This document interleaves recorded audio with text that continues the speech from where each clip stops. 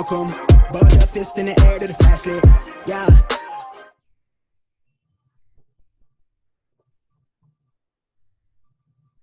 Look, I know that after being able to get up after Bo died, say whatever the hell they want to say about me. Lock him up. Good for them. Yeah, maybe lock her up goes to lock him up. I mean, who cares? Look, like I've said, I've been through some stuff in my life. I've been through some real stuff. This isn't real stuff. It isn't. It truly isn't. That part of it, that Barnum and Bailey, say anything, do anything you want. Donald Prince Humperdinck Trump Jr. is not somebody that I really care about. What should people know about Hunter Biden that they don't know? Like every single person that I've ever known, I have fallen and I've gotten up. I've done estimable things and things that have been in my life that I regret. Every single one of those things has brought me exactly to where I am right now, which is probably the best place I've ever been in my life. I've gone through my own struggles. In and out of rehab 7-8 times. Say it nicer to me. Sought treatment for an issue like Sought most treatment people. For substance abuse issues so 7 or 8 insensitive. times. I'm so sorry. But I want, I think this is a human question. Yeah. Do you worry? No, but for real, let me say Do you something. worry that all of this noise, even though it's just noise, No, I it's don't still worry. that it could affect your sobriety? Of course. Look, you don't want to live in the worry of it because then you're feeding the beast. I have no answer other than this. You got to live in the connections that you have to healthy things. And I have so many of them. And I got to live there instead of living in fear like, oh my God, the stress is going to make me drink or the stress is going to make me use. President Trump likely will see or at least read about this interview. Anything you'd like him to hear from you? No. I mean, really, no. It's really hard for me to say anything snarky right now or combative because I was raised to respect that office. I don't know. It's making me emotional. Why do you think you're getting emotional? Because I'm really proud of being an American. All right, that's enough. But that's enough. All right, look, listen. Look, drug addiction is no laughing matter, all right? It's no laughing matter. I get it. And you all who are watching this, you get it. So Hunter Biden, he's been the center of attention for a while, at least lately.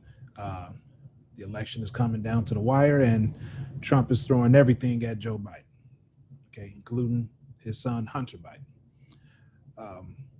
Talking about, things that went on with Ukraine, and now we're dealing with his drug addiction, right? So the things that went on in Ukraine, whether you believe Joe Biden hooked the son up or not, we don't know. And if he did, it's probably something that you would have done anyway if you were in that position. Hook your son up, keep him out of trouble, stay out the way, right? Who knows? But that's not what this particular piece is about. This is about Hunter Biden drug use. But it's not about his drug use, but it's about his drug use. Let me make myself clear. And this is why I keep coming to the community. I keep coming to the Black community. I'm not here to, when I put out content, I'm not,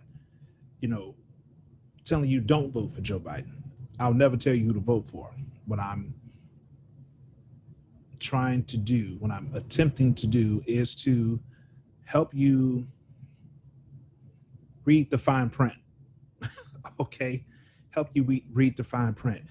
Now, I know that Black folks going to vote in droves for Joe Biden, no matter what. No matter what, I've seen the excuses that's been put out there, no matter what.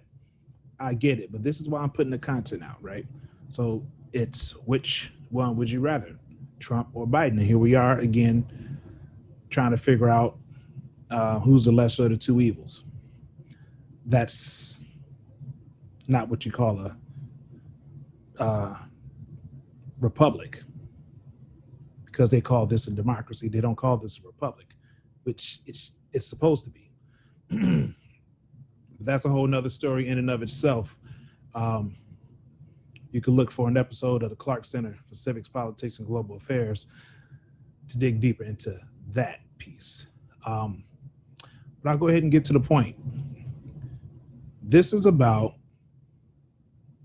you look at the crime bill, you look at the 93 crime bill, and I know I'll catch a lot of flack for it, and black folks are forgiving.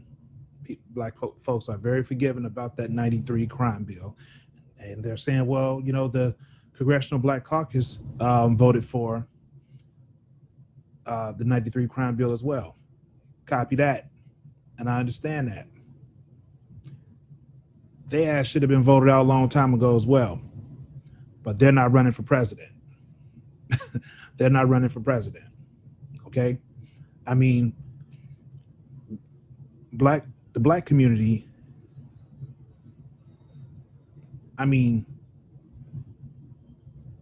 I think I've been through tougher vetting for a job at Brown's Chicken than Joe Biden is going through as it relates to the black community.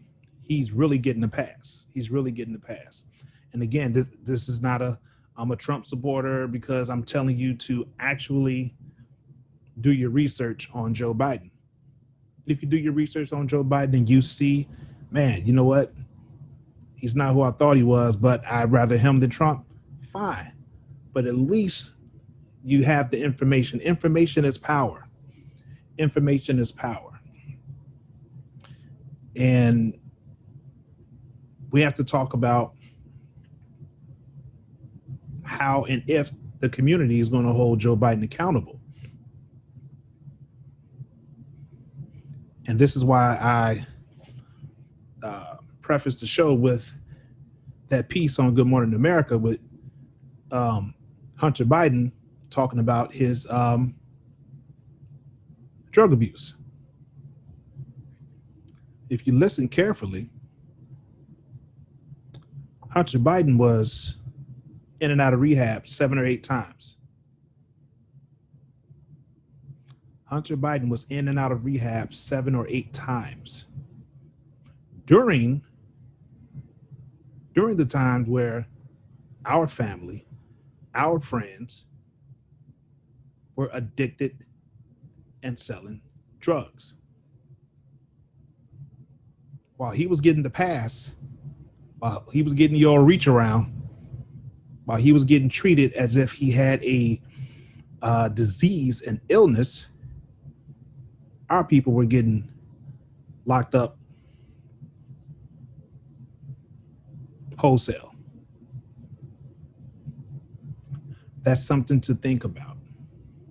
That's something to think about. How are you going to hold Joe Biden accountable for that? If you had something to say to Joe Biden, what would you say to him as it relates to this? I mean, we got people still in jail from the 93 crime bill. 3 strikes.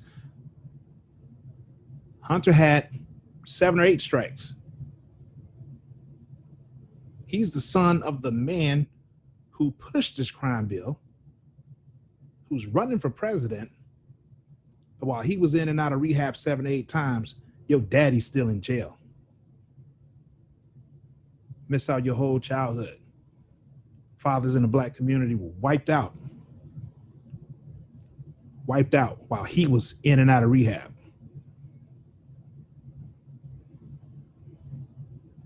I think it's fair. I think that this is fair to bring up amongst the community. Amongst the community, this is fair to bring up. Should drug addiction be looked as a disease the way Hunter Biden has been treated? Absolutely. But we weren't given that chance. We weren't afforded that opportunity. And your fathers and your friends and cousins, uncles, aunts, moms, still in prison, still addicted, or just now getting out of prison because of this crime bill, while his son was moseying on by, skating through. How do you reconcile that? Well, Joe Biden did apologize. Black folks just keep getting apologies after we're treated like we're not even human. We're treated like we're not even human. And all somebody got to do is apologize for doing that to you. And the first thing we do is say, oh yeah, I believe in forgiveness. We deserve better. We deserve better. And the reason why at the end of that clip, I was saying that's enough. That's enough when he started choking up and talking about God bless America, or whatever he said. I'm just so proud to be an American. I'm not trying to hear that. I'm not trying to hear that, because people who can say that have the privilege of being a citizen, have the privilege of feeling like that they belong, have the privilege of being human. We have not been afforded that privilege or that opportunity. Okay, now this was from a year ago.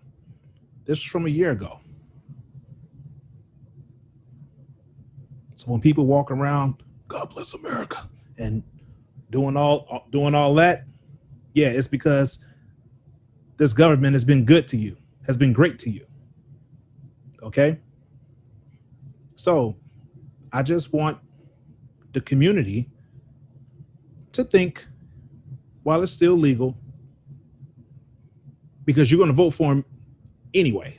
That's already done. Okay? Because it's anybody but Trump. I get that. So black folks are going to vote for him. But you can't vote for him, somebody who did this, somebody who pushed this crime bill the way they did. And if you don't, and if you're telling me that you don't know anybody who's been a victim of this crime bill,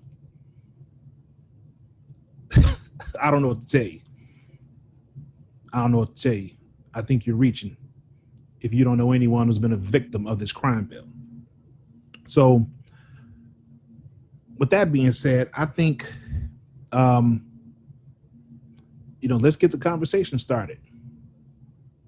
It's time to figure out how we're going to hold them accountable, because, black folks are going to vote for him.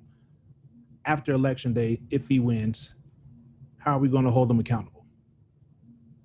We can start with this right here. Okay? Drop a comment in the comment section. Let me know what you think. Subscribe to the channel, hit the thumbs up button, and hit the bell, and you'll get updates on when I upload videos just like this. So, hey, love somebody, but more importantly, love yourself, everybody. Peace.